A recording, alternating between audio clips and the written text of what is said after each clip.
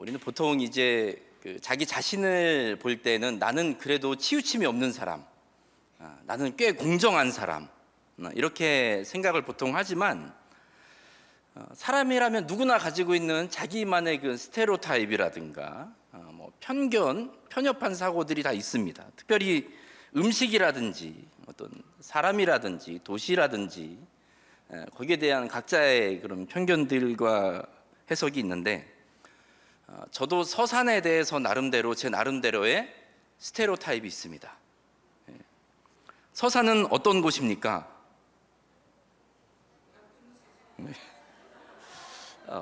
제가 군 생활할 때 제 이제 위에 고참이었는데 서산 분이었어요. 얼마나 저를 사랑해 주셨는지, 믿음이 없으시네. 서산 분들에 대해서 사랑해 주셨는지, 서산 분에 대해서 참 좋은 인상을 가지게 되었습니다. 제가 그분을 통해서 배운 것이 몇 가지가 있는데, 하나, 충청도 사람들은 정말로 말을 좀 느리게 하는구나 라는 것을 배웠습니다.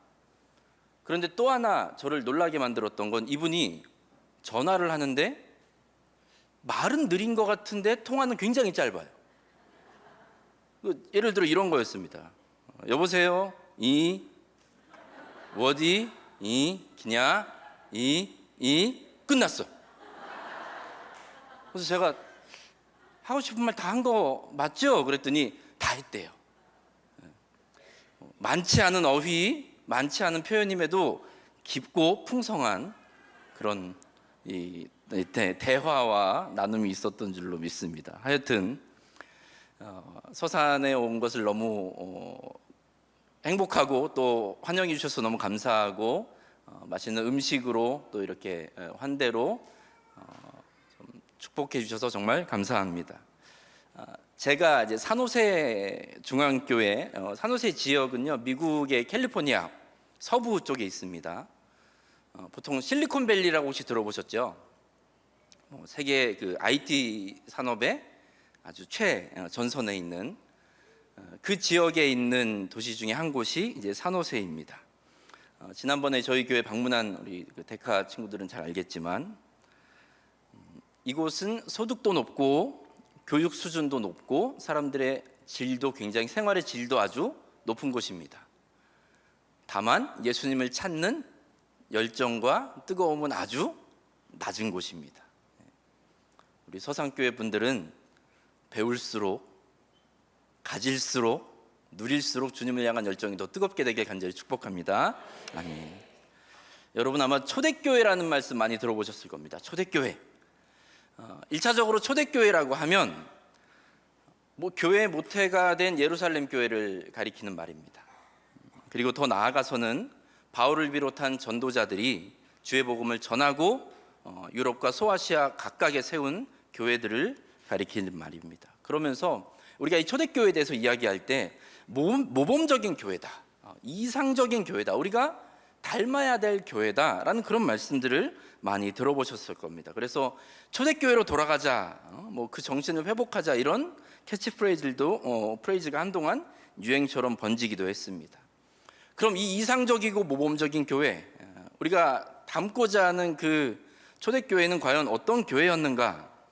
사도행전 2장에 보면 예루살렘 교회에 대해서 이렇게 기록하고 있습니다. 2장 41절 이하에 그 말을 받은 사람들은 세례를 받음에 이날에 신도의 수가 3,000이나 더하더라.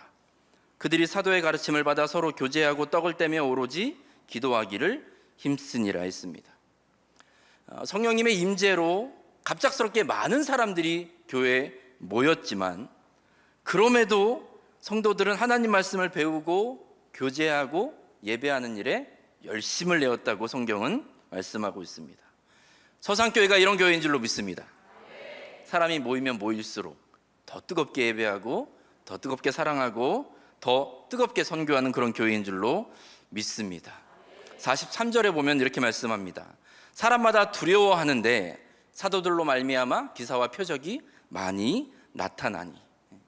기사와 표적을 통해서 하나님의 살아계심과 예수님의 그리스도 되심을 선포합니다.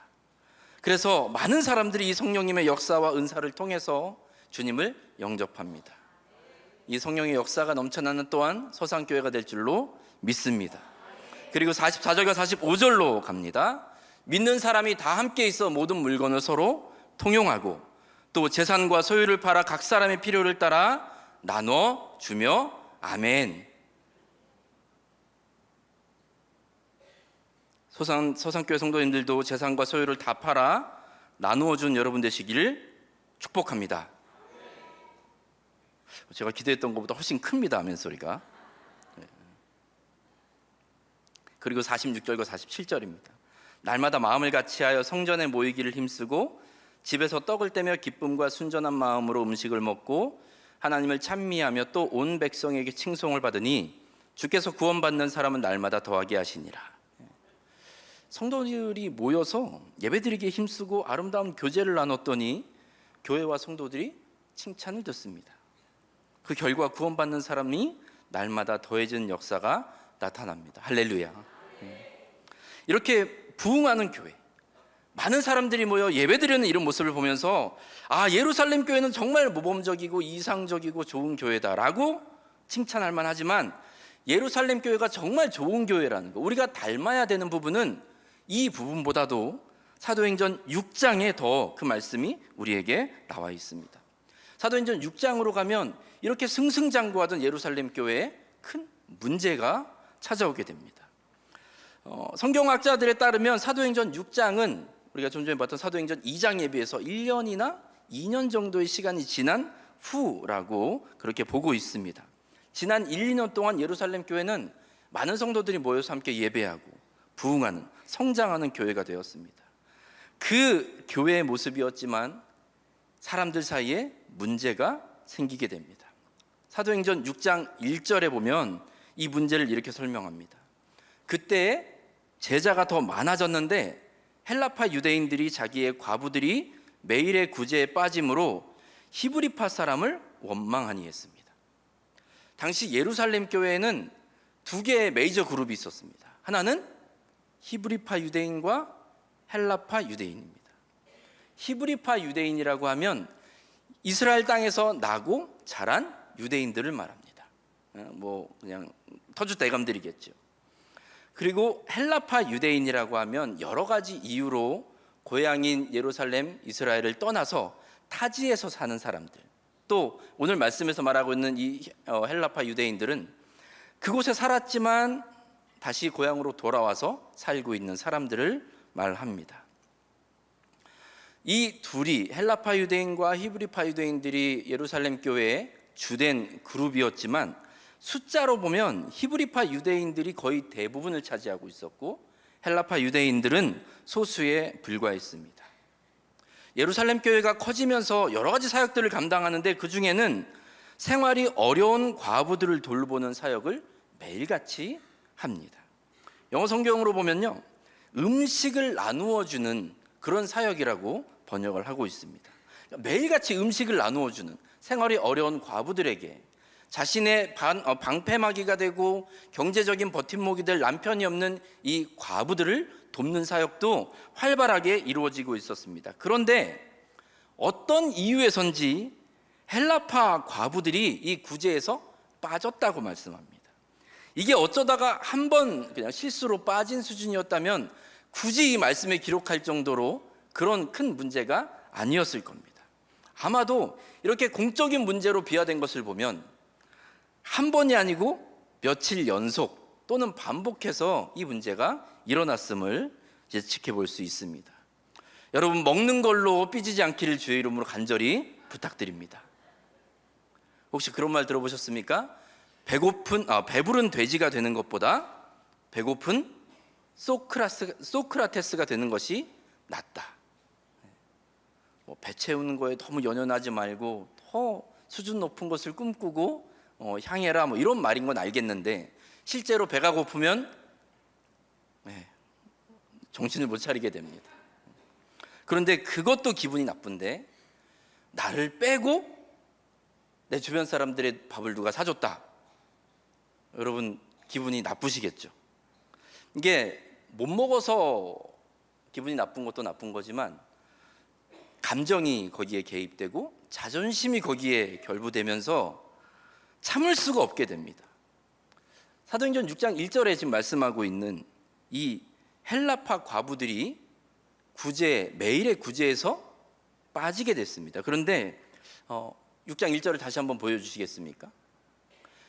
구제에서 빠진 건 헬라파 과부들인데요, 이 문제를 가지고 공적으로 문제 제기를 하고 원망한 사람들은 누구냐면 헬라파 유대인들입니다. 어떤 일이 벌어졌는지 아시겠어요? 정작 피해를 당하고 문제를 당한 건 헬라파 과부들인데 이걸 공적으로 원망하며 사람들을 탓한 사람들이 등장하는데 그게 바로 헬라파 유대인들. 자기들의 일도 아닌데 나서서 지금 문제를 더 키우고 있습니다. 아마도 소수에 불과한 자기들, 여러모로 괜히 좀 피해의식에 있었던 사람들, 불만이 있었던 사람들, 이 사람들이 평소에 자기들 안에 담아두었던 어떤 불만들을 표출하고 이걸 공론화하는 그런 일들을 한 것 같습니다. 그러니까 누군가를 아주 나쁜 사람으로 낙인 찍고자 하는, 히브리파 유대인들 전체를 아주 나쁜 사람으로 낙인 찍고자 하는 그런 의도가 다분한 것으로 볼 수 있습니다. 교회를 망치고자 하는 마귀의 장난질이라는 것을 깨달으시기 바랍니다. 이런 문제는 순수하게 풀려고 하면 오히려 더 꼬이고 더 힘들게 되고 문제가 산으로 가는 경우가 종종 있습니다. 나중에는 세력 대 세력의 다툼으로, 그리고 프레임의 전쟁으로 번져서 그 끝이 아주 비극적으로 끝나는 경우도 적지 않습니다. 그런데 사도들이 이 문제를 어떻게 대했냐면 성도들 앞에 서서 자기들의 부족함을 인정합니다. 우리가 모든 것을 다 하는 사람들이 아닌데, 우리는 기도와 말씀에 전념해야 되는 사람들인데 이 일 모든 것 하겠다고 나섰다가 이런 실수를 범했음을 고백하는 거예요. 그러면서 예루살렘 교회 성도들에게 7집사를 뽑아서 이 문제를 해결해 달라라고 요청을 합니다. 그래서 사도행전 6장 5절 말씀에 보면 이렇게 말씀합니다. 온 무리가 이 말을 기뻐하여 믿음과 성령이 충만한 사람 스데반과 또 빌립과 브로고로와 니가노르와 디몬과 바메나와 유대교에 입교했던 안디옥 사람 니골라를 택하여 했습니다. 여기 언급된 7명의 헬라인, 7명의 사람들의 이름을 보면 모두 다 헬라식 이름들입니다. 아까 말씀드린 대로 예루살렘 교회의 다수를 차지하고 있는 사람들이 누구라고 말씀드렸습니까? 히브리파 유대인들이에요. 그런데 히브리파 사람들 중에 7명의 집사를 뽑은 것이 아니라 소외되고 제외되었던 헬라파 유대인들 중에서 이 7명의 집사를 다 뽑았다는 겁니다. 여러분, 문제를 만났을 때, 우리 믿는 사람들이 문제를 만났을 때 말씀과 기도 안에서 성령의 인도하심에 따라 문제를 해결하는 것이 우리 믿는 자들의 진짜 실력인 줄로 믿습니다. 거기에 사람들 동원하고요, 연판장 돌리고요, 이상한 거 하면서 문제를 해결하려는 사람들이 적지 않습니다. 교회 안에서요. 오랜 신앙생활한 사람들도, 직분자도, 심지어는 목회자들도 여기에서 실수하는 경우가 많이 있습니다. 문제 앞에서, 내가 정말로 기분 나쁠 때 나를 힘들게 하는 사람 앞에서 성령님께 순종함으로 문제를 풀어가는 우리 모두가 되시길 주의 이름으로 간절히 축복합니다. 예루살렘 교회와 성도들이 하나님 안에서 문제를 풀었더니 그 결과는 다음과 같습니다. 사도행전 6장 7절 말씀인데요, 같이 한 목소리로 읽겠습니다. 시작. 하나님의 말씀이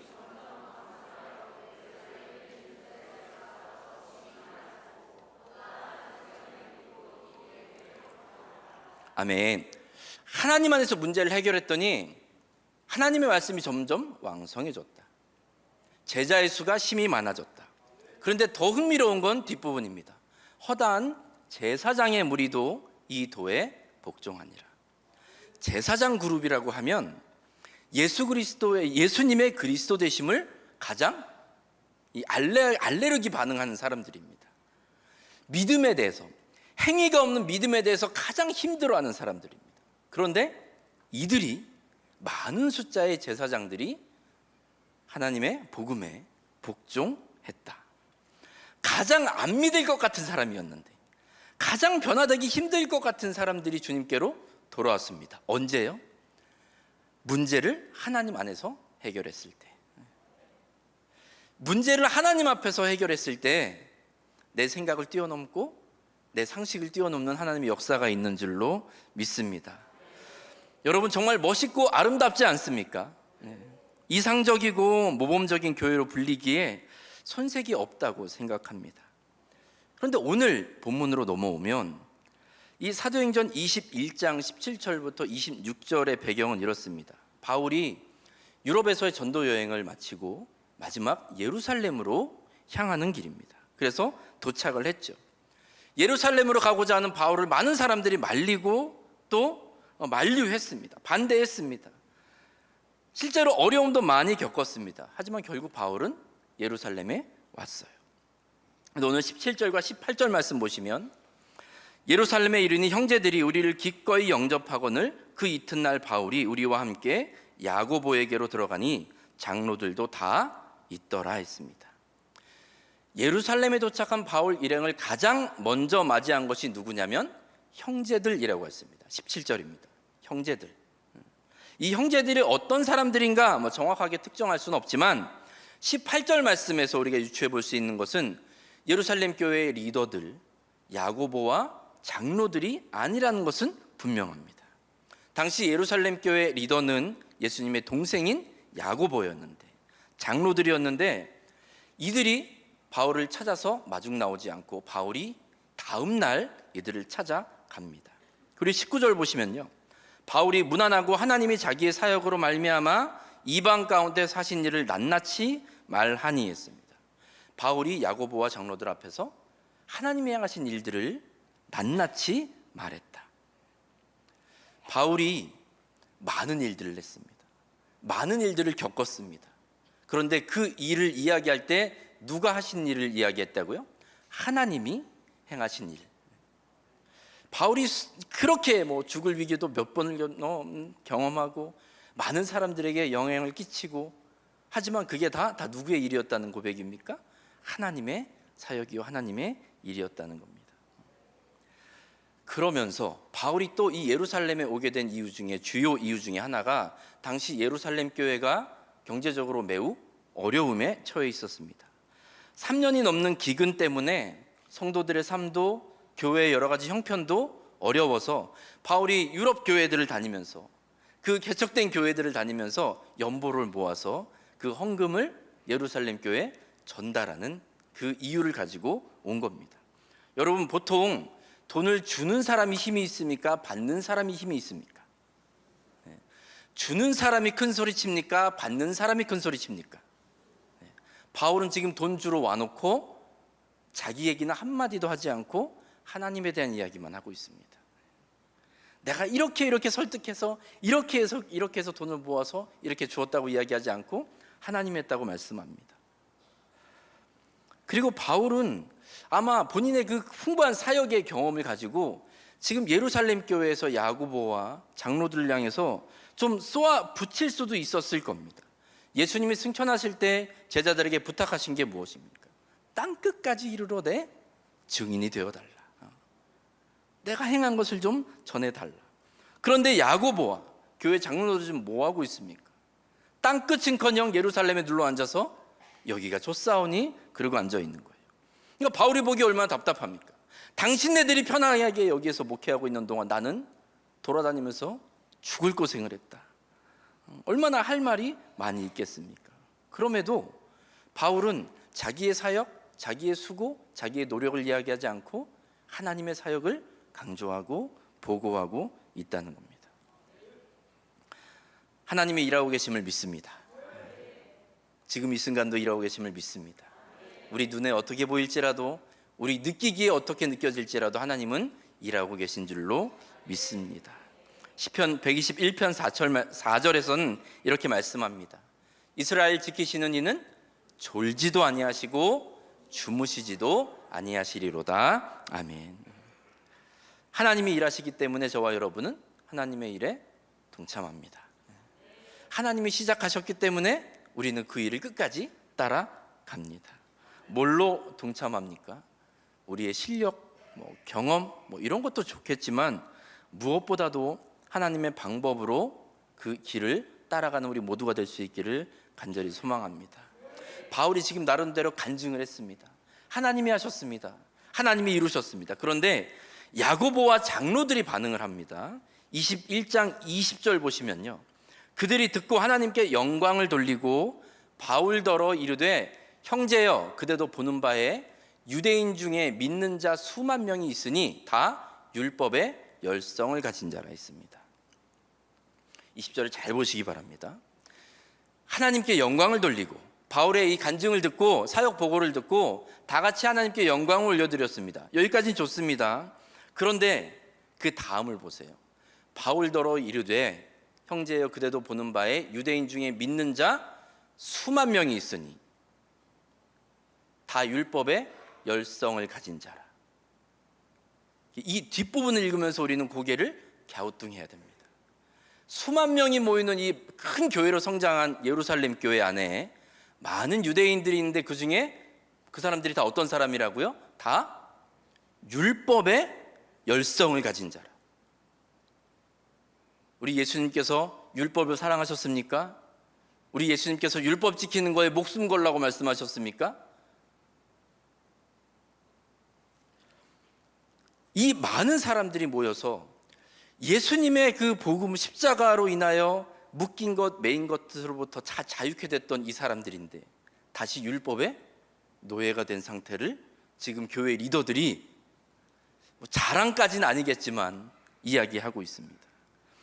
율법과 전통, 조상들의 유전을 지키는 일에 열심을 내면서 그렇게 신앙생활하고 있습니다 라고 바울에게 설명하고 있습니다. 마태복음 15장 3절에서 예수님이 이렇게 말씀하시죠. 대답하여 이르시되 너희는 어찌하여 너희의 전통으로 하나님의 계명을 범하느냐. 하나님의 계명을 잘 지키기 위해서 율법과 전통을 해석을 시작해냈는데 어느 순간 하나님의 말씀보다도 더 앞선 것이 되고 더 중요한 것이 되고 말았습니다. 이 전통 지킨다고 하면서 하나님의 계명을 범하는 성도들이 얼마나 된다고요? 수만 명이 된다는 거예요. 이 많은 사람들 앞에서 예수님의 십자가, 믿음으로 인한 구원 이야기했다가 분위기가 싸해지는 겁니다. 전통을 향한 열심이 생명이신 예수님을 바라보지 못하게 만듭니다. 이사야서 예수님이 이사야서 말씀을 인용하시면서 마태복음 15장에서 8절과 9절에서 이렇게 말씀합니다. 이 백성이 입술로는 나를 공경하되 마음은 내게서 멀도다. 사람의 계명으로 교훈을 삼아 가르치니 나를 헛되이 경배하는도다 하였느니라 하시고, 예루살렘 교회가 분명히 성령님의 임재로 시작된 교회입니다. 많은 사람들이 은혜에 순종해서 성령님의 인도하심에 순복해서 사람들이 모이고 교제하고 예배하는 공동체가 됐습니다. 많은 사람들이 모이고 역사도 은사도 나타났습니다. 처음에는 율법에 대한 전통, 율법의 전통에 여기에 대한 강조, 열심 없었습니다. 오직 예수님을 향한 열심, 예수님 말씀을 향한 순종, 이게 전부였습니다. 이때 교회가 어떤 모습이었습니까? 우리가 앞서 확인한 대로 사람들이 세상으로부터 칭찬받고, 우리 믿는 사람들이 칭찬받고, 교회가 칭찬받고, 많은 사람들이 제자가 되고 제사장도 이 복음에 무릎 꿇는 그런 놀라운 역사들이 일어났습니다. 그런데 오늘 본문인 사도행전 21장에 와서 이 교회는 여러분 여전히 예루살렘 교회입니다. 같은 이름을 가진 교회, 같은 리더가 있는 교회입니다. 아마 전보다 규모는 더 커졌을 것이고 조직도 더 잘 갖춰졌을 것입니다. 숫자가 늘었으니까 좋은 쪽으로 변한 것 같지만 교회 안에서는 영적으로는 복음의 핵심인 예수님에 대한 열심, 주님 말씀에 대한 순종이 사라지고 남은 건 오직 뭐라는 거예요? 율법에 대한 열심이라는 겁니다. 오늘 20절 다시 보시면 율법에 열심인 사람들이 있다고 말씀하는데 아마도 율법에 정통한 바리새인들이 개종했다는 사실을 우리는 눈치챌 수 있습니다. 이들이 교회 안에서 다수가 되었고 영향력을 행사하는 그런 그룹이 되었습니다. 제가 어느 논문을 보니까 율법에 열심이었던 이 바리새파 사람들이 예루살렘 교회에 있었기 때문에 예루살렘 교회에는 몇 차례 큰 위기를 잘 넘어갈 수 있었다고 주장을 합니다. 사도행전을 보면 예루살렘 교회는 2번 정도 대대적으로 박해를 당합니다. 사도행전 7장에 보면 스데반 집사의 순교 이후에 예루살렘 교회에 큰 박해가 있었고, 사도행전 12장에 보면 예수님의 제자인 야고보가 순교하고 또 수제자인 베드로가 잡혀서 감옥에 갇히는 사건이 나옵니다. 모두 다 예루살렘 교회의 큰 일꾼들이고 예수님 제자들이 죽임을 당하고 옥에 갇히고, 이런 게 많은 성도들에게 불안을 끼치고 두려움을 입히는 일이 될 것입니다. 흔들릴 수밖에 없는 상황인 거죠.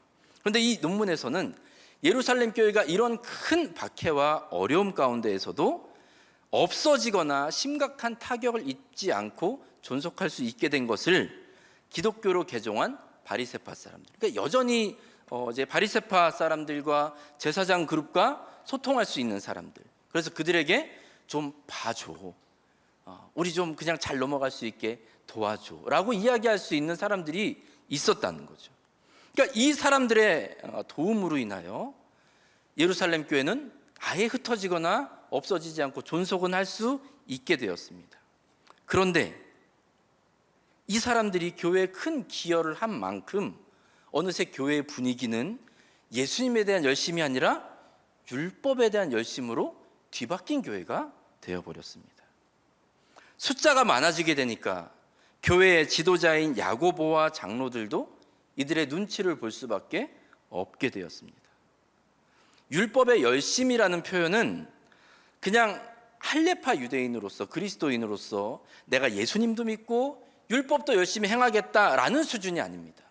구원을 위해서는 예수님 믿는 그 믿음만으로는 되는 게 아니라 율법의 행위가 있어야 된다라고 철석같이 믿는 사람들이 되는 겁니다.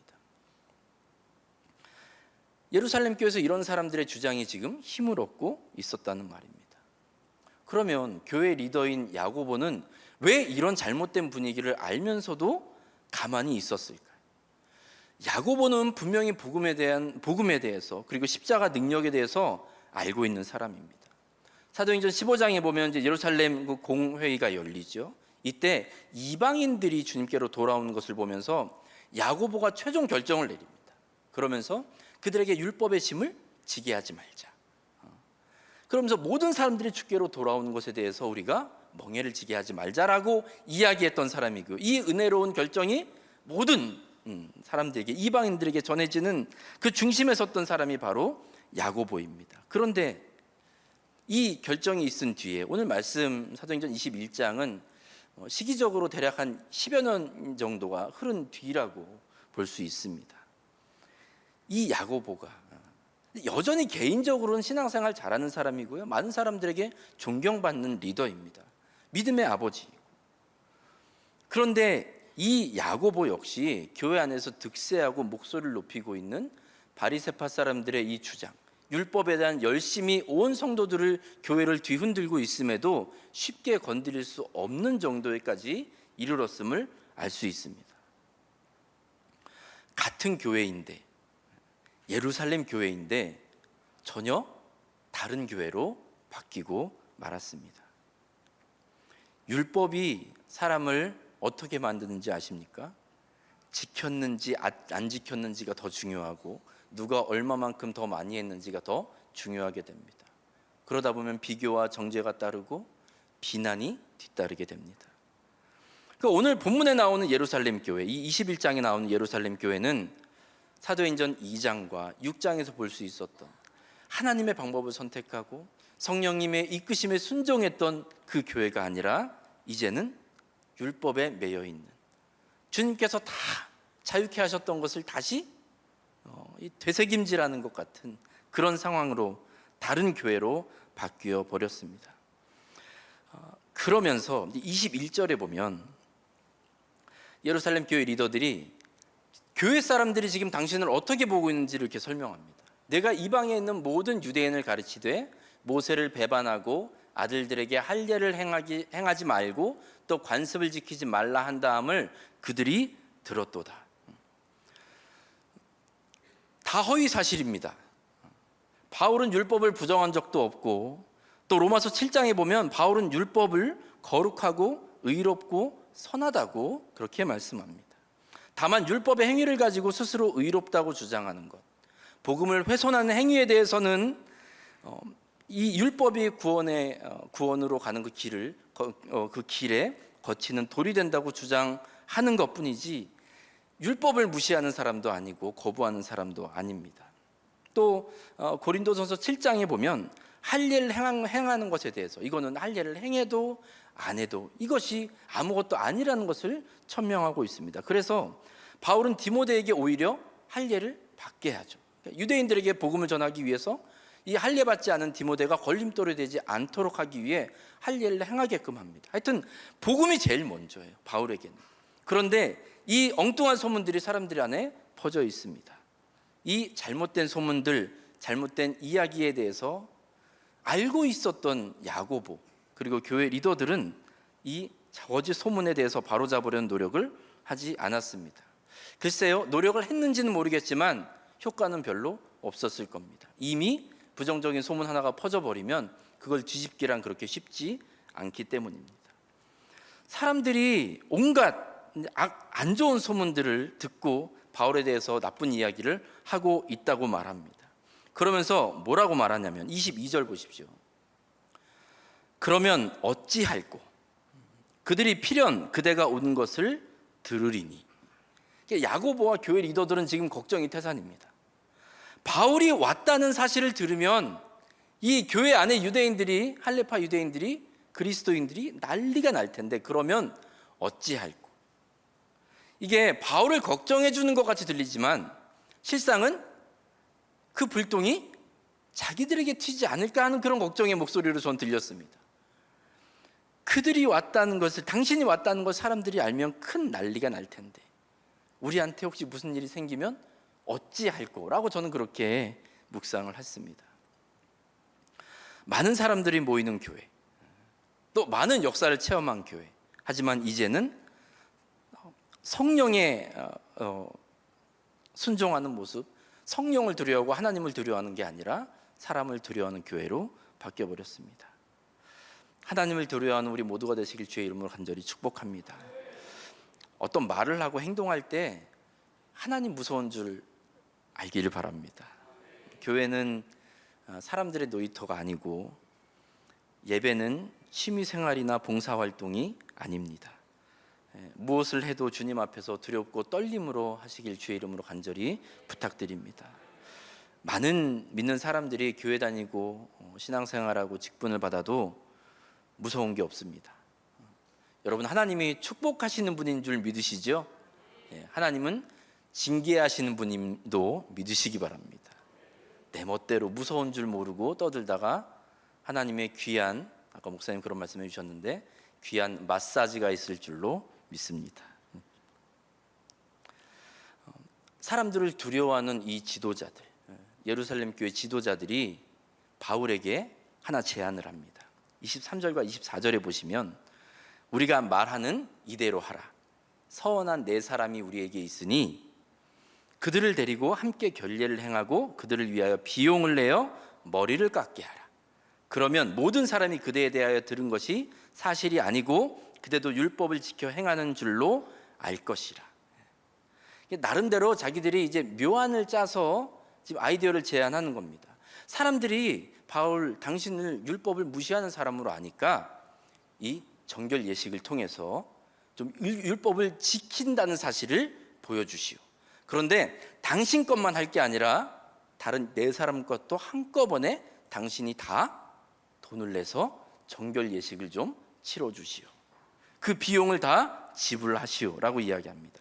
이렇게 되면 할레파 그리스도인들도 바울에 대한 오해를 풀고 바울을 영접하고 있는 이 야고보와 이 리더들을 향한 분노와 노여움도 좀 잠재울 수 있지 않을까 하는 그런 마음으로 지금 아이디어를 냈습니다. 그러면서 뭐라고 덧붙이냐면요, 25절 보십시오.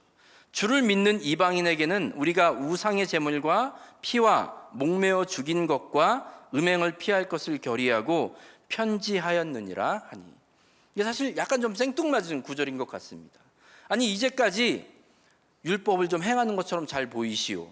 사람들에게 율법 어기는 사람 아니라는 것처럼 좀 보여주시오. 행동하시오라고 얘기해놓고 25절에 와서는 사도행전 15장의 결정을 다시 한번 반복하고 있습니다. 저는 이 25절을 읽으면서 제 마음에 참 큰 거 한 대를 얻어맞은 느낌이었습니다.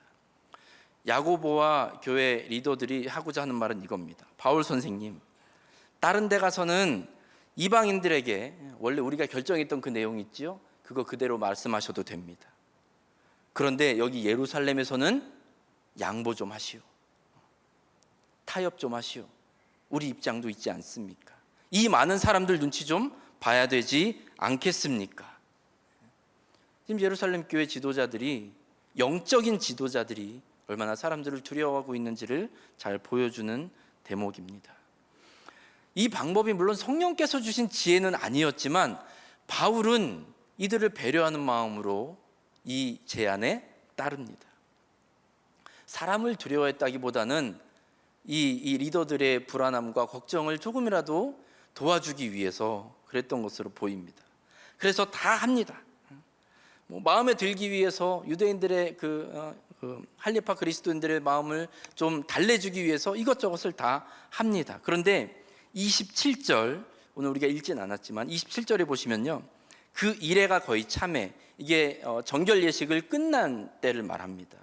그 이레가 거의 참에 아시아로부터 온 유대인들이 성전에서 바울을 보고 모든 무리를 충동하여 그를 붙잡고, 30절, 온 성이 소동하여 백성이 달려와 모여 바울을 잡아 성전 밖으로 끌고 나가니 문들이 곧 닫히더라. 31절, 그들이 그를 죽이려 할 때에 온 예루살렘이 요란하다는 소문이 군대 천부장에게 들림에 바울이 층대에 이를 때에 무리의 폭행으로 말미암아 군사들에게 들려가니. 예루살렘 교회 지도자들이 기껏 머리 맞대고 아이디어를 내서 이렇게 하면 좀 사람들이 이해해주고 넘어갈 거야 라고 했던, 이 제안했던 내용인데요, 이 내용이 결국 실패로 끝나고 맙니다. 나름대로 아이디어를 짜고 지혜를 짜내서 사람들을 만족시켜 보려고 했는데 그 결과는 실패로 돌아가게 됩니다.